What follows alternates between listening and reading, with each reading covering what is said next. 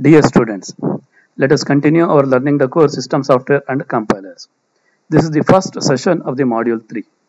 The topics covered under this session are in particularly syntax analysis.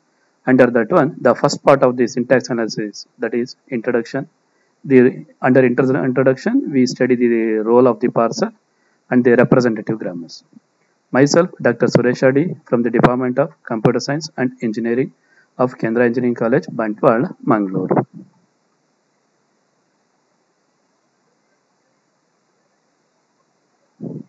First, the syntax analysis. This is the second phase in the design of the compilers. So when we go to the architecture of the compilers, the first phase will be your lexical analysis. In short, let me write it as LA.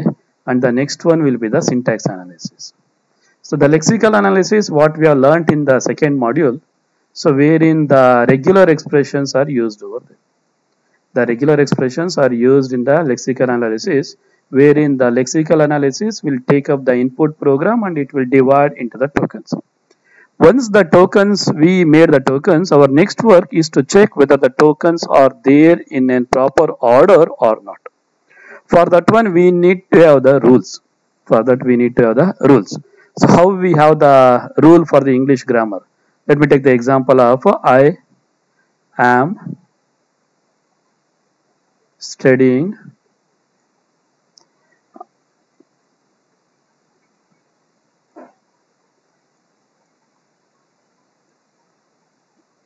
compilers.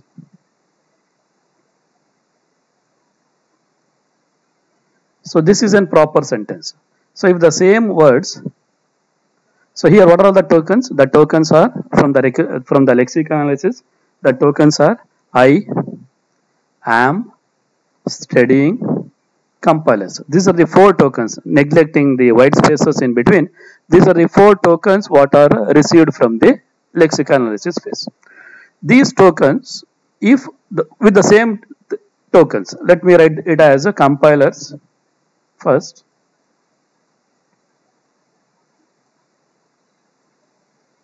Studying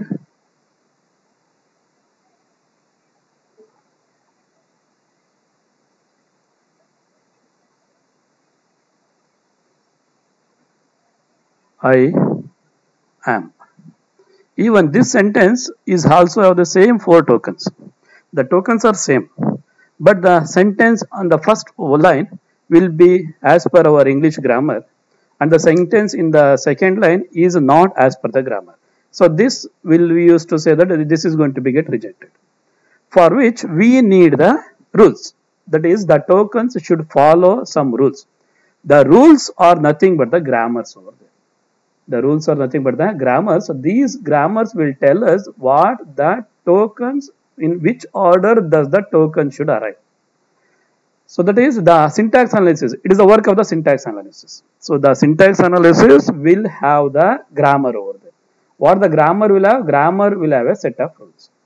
The syntax analysis will have the grammar, and the grammar will have the set of rules which are built into it.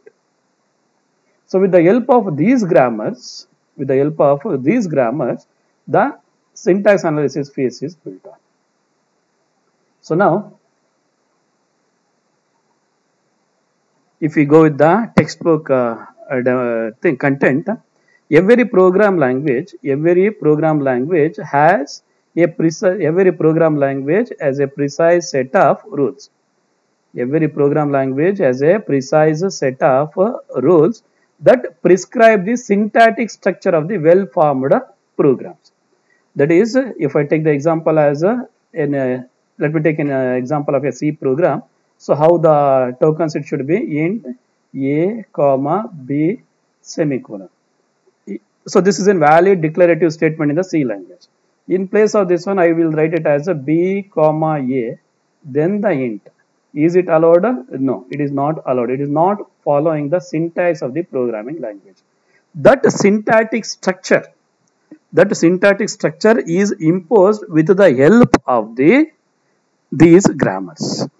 These grammars will give us the precise rules that prescribe the syntactic structure of the well-formed programs. If there is any mistake, so if there is any mistake, if semicolon is missing, so then it will raise an error stating that a statement missing semicolon.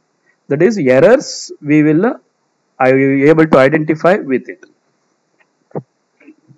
That is the grammar will give us the precise set of rules which is used in the syntactic structure of the well-formed programs. Fine. So now, why these grammars are used? Why these grammars are used? Anyhow, we learned the regular expressions. Why can't we continue the same set of regular expressions? Why we need to use the grammar? That is an obvious question always. Fine. Even with the grammars, you can say that we can apply the repetition over there. The same thing can be applied within the regular expression using the star, which stands for the 0 or more occurrence, plus which stands for the 1 or more occurrence. That can be done over there. Then the obvious question is why we should use the grammar. Why you should give the grammar over there. Fine. Now then the syntax of the programming language constructs can be specified using the context-free grammar. So these context-free grammars we learned in our automata theory and computability over there. So wherein it is a 4-tuple representation we have learned. Or using the Backus non-form notation. These are the two notations what we use for representing the programming language constructs. One will be the context-free grammars, other will be the BNF, which we call it as a Backus NOR form. Then the obvious question is why these grammars are significant? Because they are at the higher level when compared to the regular expressions. Along with that one, the grammar gives a precise, exact, easy to understand syntactic definition of the programming language. It is the first point. When compared to the regular expressions, it gives us a precise, easy to understand syntactic specification of the programming languages. And the second one is now we have the tools. Now we have the tools, that is from certain class of grammars, we can construct the automatically an efficient parser that determine the syntactic structure of the programming source program. Fine. So as a side benefit of it, a parser construction process can reveal the syntactic ambiguities and a trouble spot that might have slipped during the initial phase design of the compiler. Let me take one example over there. If I use the statement as if A equal to 2. So in the C language, actually it is not an error. We will get a warning message. In the C language, what happens? This is meant for your assignment. But actually with the if statement, this is supposed to be the double equals over there, which meant for comparison over there. Which meant for comparison. Fine. So that is whatever which is skipped over there. That is in the lexical analysis. What are the errors which are skipped over there? That we can try to catch those errors over here. We can try to catch those errors over here. Fine. So that which are slipped during the earlier phases. Fine. That is the second advantage. The first one is a grammar will give us a precise and easy to understand syntactic specification of the programming language. And the second one is from certain classes of grammars we can construct automatically an efficient parser that determines the syntactic structure of the source program. So along with this process we can get some syntactic ambiguities and the troubles that are slipped during the initial phase of the compiler. Then the third one, the structure imparted to a programming language by a properly designed grammar is useful for translating the programs into the correct object code. The ultimate thing of the compiler is to convert your source program into the object program. Fine. The object program which was represented using the records. You have learned that one in the first module. That is, a source program will be converted into an object program using the different type of records like header record, text record, end record, in between modification record was introduced. Fine. So that is your object program. So for converting to make the conversion simpler, fine, to make the conversion simpler, the structure is to be precise. If it follows a definite structure, only then the conversion is simple, or else the conversion will be complicated. Fine. That structure importing will be done with the help of the grammar. With the help of the grammar, the structure importing can be done. Then the next one is a grammar allows a language to be evolved or developed iteratively by adding the new constructs. Without altering the existing one, we can go for adding the new constructs over there. The new things can be added. Fine. And these new constructs can be integrated more easily into the implementation that follows the grammatical structure of a language. Fine. That is the handling. That is adding the new features are easier. That is not we can't say easier, but it will support. It will support adding the new constructs to the programming language. Because of these benefits, because of these strong features, the grammars are used in building the parsers. The grammars are used in building the parsers. Fine. Then let us go start with the introduction over here. In this introduction part, we first start with the role of the parsers. We first start with the role of the parsers. So now for the role of the parsers, first let us see how the parser will work.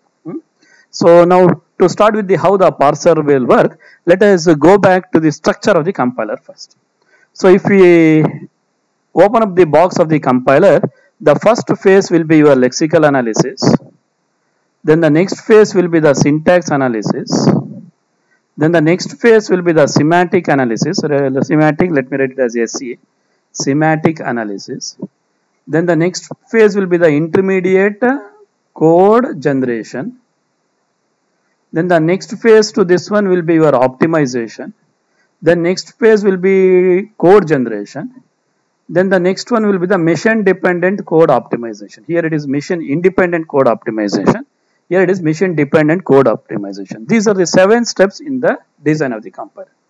In between these steps, we used to have a common table which is shared. The table we call it as a symbol table. The table we call it as a symbol table. So now if you observe these things, so now this will be our input program.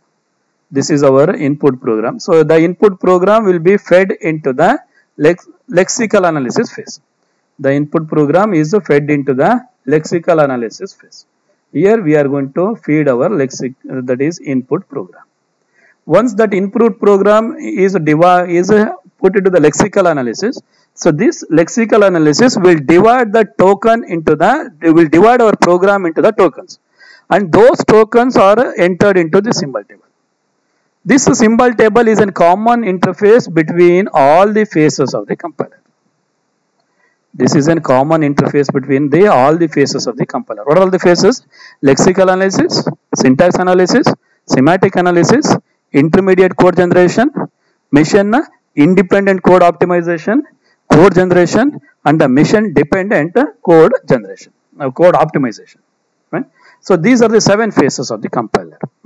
So now the symbol table is a common interface between all the phases of the compiler.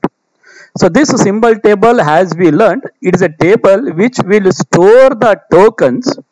Will store the tokens along with its value or the type. Along with the value or the type of the token, we will store the symbols to the symbol table. Fine. So now how the things will happen over here. So now let me call these rest of the phases will be the rest of the compiler part. Will be the rest of the compiler part. So again, so these the first 3 phases we call it as the front end. Then next will be the rest of the front end will be taken over here. That is this part. So now let us see how the actual our studying part will be this parser. Now let us see how this parser will extract the tokens. So now if we take the example of a grammar for a power n, b power n, let me take the same example of a power n, b power n, wherein n greater than or equal to 0. Wherein n greater than or equal to 0. How the grammar will be? S derives a, s, b or epsilon. Now I need this a. So who will give me this a? So a is to, so now the grammars, where the grammars are present? Grammars are present in the parser. The grammars are present in the parsers. So now the parser need a. Now the parser need a. The grammar in the parser need a. So now where that A is present, A should be given by the lexical analyzer. A should be given by the lexical analyzer. How it will give that one? So now we will call that lexical analyzer over here. Give me the next token. So how I will call? Give me the next token. What is the token I need? The token I need is the A.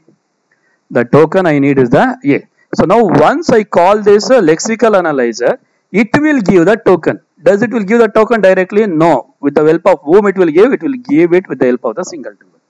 So now the tokens it will generate and it will store in the symbol table which will be taken by the parser. That is, symbol table is a common interface. Particularly for the lexer and the parser communication, the common interface will be your symbol table. This is what the lexer parser communication what we have studied in the module 4.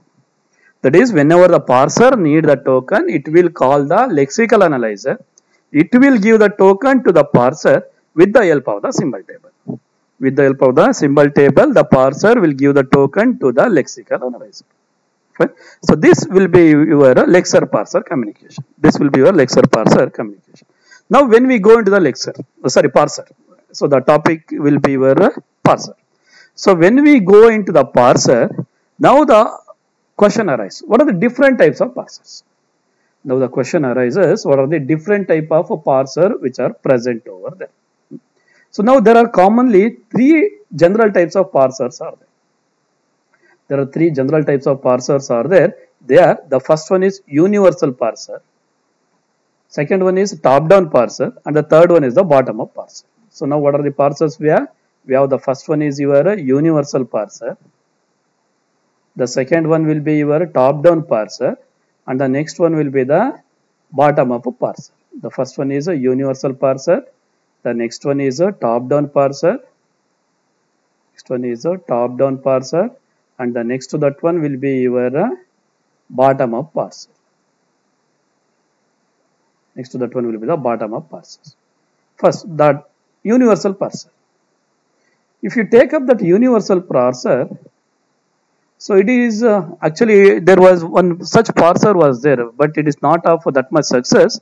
The name of the parser is Koch-Yenger-Kasami algorithm. Koch-Yenger-Kasami with under early algorithms. So they comes under your universal parsers. But it is not a powerful parser. It is not an efficient parser. We can say it is not an efficient parser. Why? Let me tell you this one. A universal parser means what? That should process all the different types of programming languages. That should process all the different types of programming languages. So now let us take the different type of programming languages over here. Like in the C, for the comparison, how I will make A double equal to B. If the same thing, if I go with the other programming language, let me take the Pascal, wherein I will use A equal to B. That is, each programming language has a different syntax. If I go with the assignment in the C language, it will be A equal to B. The value of B is copied to A. If I go with the Pascal language, it will be A colon equal to B. Fine. So now if I observe over here, so now each programming language has a different syntax. Each programming language has a different syntax. So when we have the different syntax for the different programming languages, how a common general universal compiler can be designed? Fine. So even today there are new programming languages are coming. With the Python, we have the many variants, many programming languages we are learning. Starting from your first year C till your final year of engineering, you used to learn many programming languages. And each programming language has its own different syntax. Even though the programming logic is the same, but each programming language has a different syntax. So does a single compiler can handle all such cases? Not possible. So which is practically not possible. That's why these universal parsers are not of that much efficiency. That's why they are too efficient to use in the production of the grammars. That's why these universal parsers, they are too inefficient to be used in the production of parsers. Then what is the other two options left out? One will be the top-down parsers, other is the bottom-up parsers. Now in the top-down parser, we start from the root. We start from the root and we go till the leaves. We go till the leaves. So such a class of parsers, we call it as the top-down parsers. So we start from the root. We start from the root till the leaves. From top to bottom, we used to parse. From top to bottom, we used to parse. That will be your top-down parsers. So reverse to it. The bottom-up parsers. They start their working from the leaves. They start their working from the leaves and they go till the root. They will go till the root. That will be your bottom-up parsers. That is, they will start from the leaves and they go till the root. How they are implemented, anyway, as the session continues, we will learn how this will happen. So these top-down parsers, we call the class of gram languages as LL. That is, scan from left to right and apply the leftmost derivation. And the languages for the bottom-up parsers, we call them as the LR grammars, wherein we scan from left to right and apply the rightmost derivation. In the top-down grammars, we apply the leftmost derivation. The scanning in both the top-down and the bottom-up will be L. That is scanning from left to right. That is, we take the input one at a time from left to right. But while parsing, while generating the, while checking for the grammar, so what we will do in the top-down parser, we start from the root to the leaves. That is, we do the things from left to the right. And in case of bottom-up parsers, we will do the same thing from right to the left, which it will be more clear when we go with the examples. Right? So next one.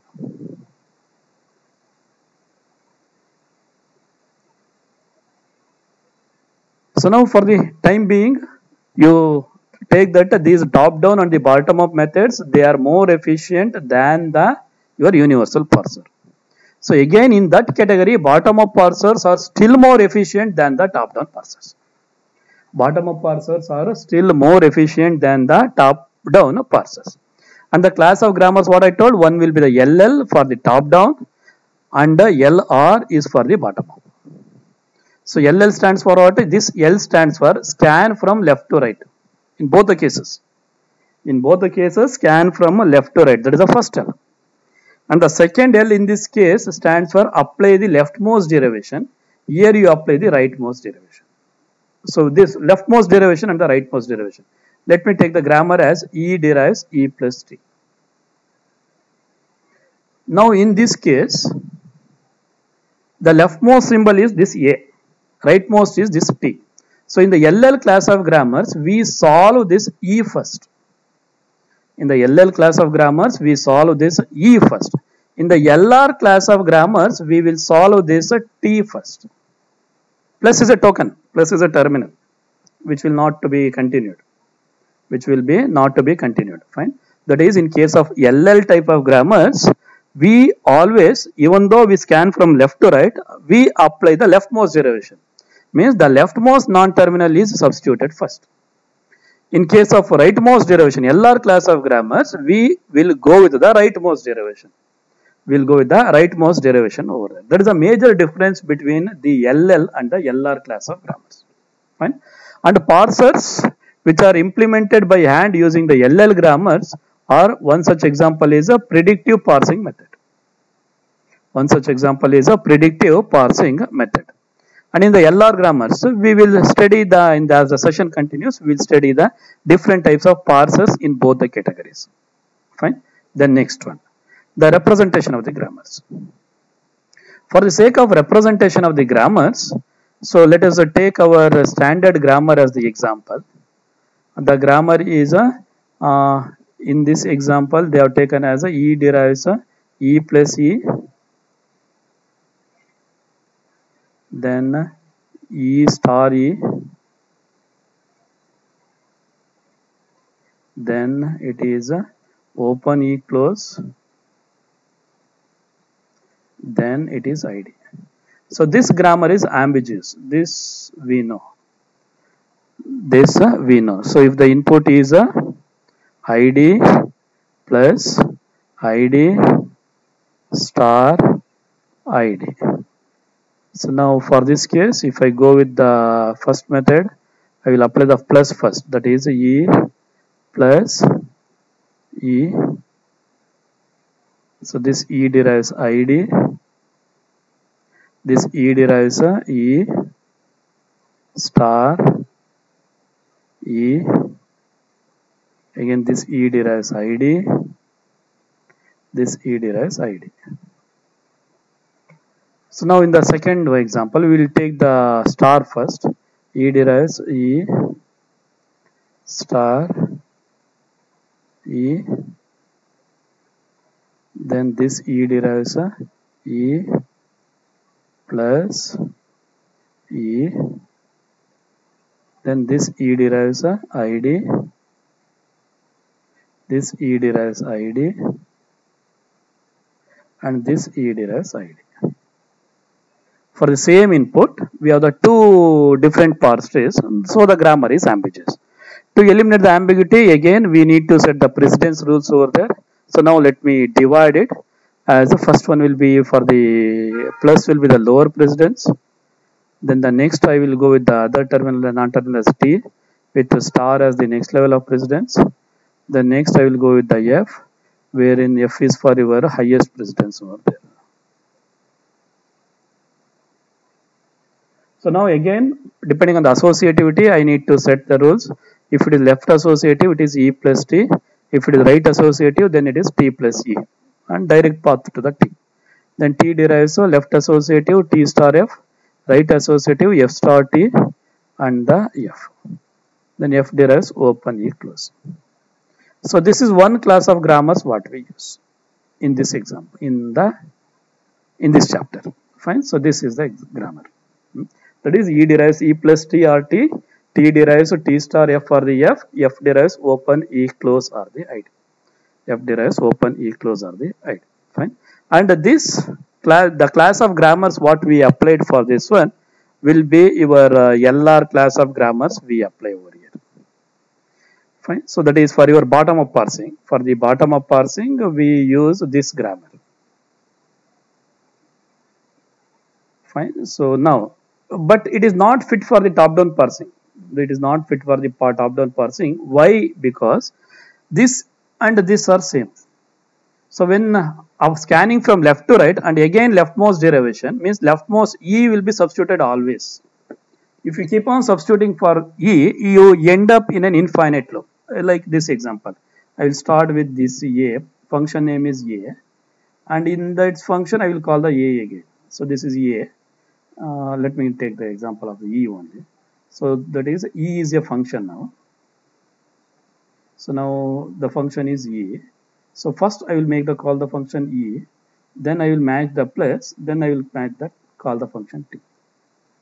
So now what happens when it will come to the e, again it will make the call, it will go to the e, come to the e, go to the e, come to the e, go to the e.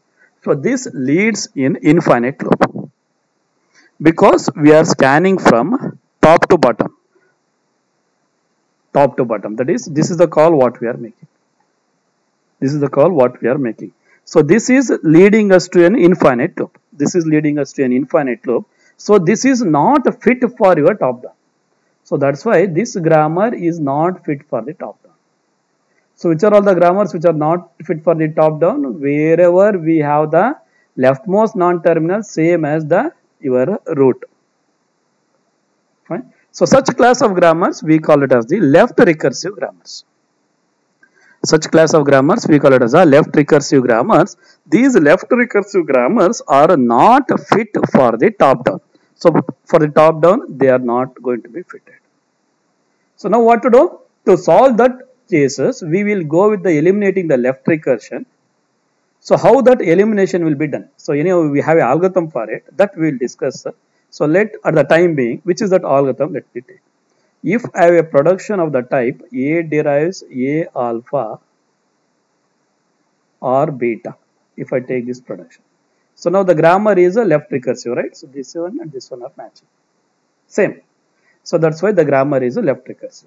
To eliminate the left recursion, what we apply the rule is A derives, we will split it. First, the one where the left recursion is not there, that is beta. Beta A dash, and A dash derives this part. What is this part? Alpha. Alpha A dash or the epsilon. This is what the rule we will apply. This is what the rule we will apply. We will continue this one, but just for the sake of representing, I am telling. Fine. So now how this is going to be benefited? Let us use this grammar. So now if you compare over here, in place of A, we have the E. In place of A, we have the E. In place of alpha, I have the plus T. This is my alpha. In place of beta, I have the T. Now if I apply the grammar, this rule, how it will be? In place of A, I have the E. In place of beta, I have the T. So now in place of A dash, I will write it as a E dash. Then E dash derives. This one, E dash derives. Alpha, what is our alpha? Plus T. In place of A dash, I will write the E dash or the epsilon. So this grammar I have written like this to fit it for the top, that is your top-down parsing. To fit it for the top-down parsing, we are what we are doing? We are eliminating the left recursion over there. We are eliminating the left recursion. The same thing if I apply for this one. This is my alpha. This is my beta. So what will be my grammar? T derives in place of E. Now it is T. T derives all beta. Beta is what? F. F T dash. Then T dash derives alpha. What is alpha over there? Star F. So star F T dash or epsilon. Next here F. F does it as a recursion? No. So does it as it don't have the recursion. It is not starting with the F over there. It is starting with the open parenthesis. So it don't have the left recursion. No need to eliminate or the ID. So now this is the grammar what we use for the top-down parsing. This is the grammar what we use for the top-down parsing. So this one, that is E derives T E dash. E dash derives plus T E dash or the epsilon. T derives F T dash. T dash derives star F T dash or the epsilon. F derives open E close or the ID. That is, it should be freed from the left recursion. It should be freed from the left recursion. We need to have a non-left recursive grammar to be used for the top-down parsing. Bottom-up parsing, if you have the left-down, this one also it will not problem because it will start from here. It will start from the T, then it will go to the E.